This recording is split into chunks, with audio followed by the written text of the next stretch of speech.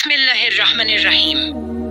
शुरू करता हूँ अल्लाह ताली के नाम से जो बड़ा मेहरबान नहायत रहम वाला है। बस क्या हाल होगा जिस वक्त कि हर उम्मत में से एक गवाह हम लाएंगे और आपको उन लोगों पर गवाह बनाकर लाएंगे जिस रोज काफिर और रसूल के नाफरमान आरज़ू करेंगे कि काश उन्हें जमीन के साथ हमवार कर दिया जाता और अल्लाह ताला से कोई बात न छुपा सकेंगे।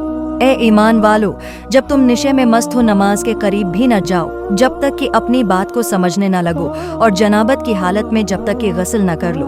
हाँ, अगर राह चलते गुजर जाने वाले हो तो और बात है, और अगर तुम बीमार हो या सफ़र में हो या तुम में से कोई क़ज़ाए हाजत से आया हो या तुमने औरतों से मुबाशरत की हो और तुम्हें पानी न मिले तो पाक मिट्टी का कष्ट करो और अपने मन्ना और अपने हाथ मिल लो।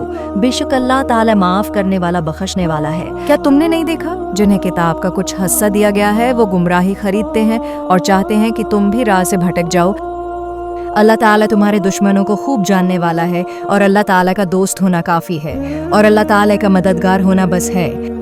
बाद यहूद कलमात को उनकी ठीक जगह से हेर फेर कर देते हैं और कहते हैं कि हमने सुना और नाफरमानी की, और सुन उसके बगैर कि तू सुना जाए और हमारी रियायत कर, लेकिन उस कहने में अपनी ज़बान को पीच देते हैं और देन में ताना देते हैं। और अगर ये लोग कहते कि हमने सुना और हमने फरमान बरदारी की और आप सुने और हमें देखे, तो ये उनके लिए बहुत बेहतर और नहायत ही मुनासिब था।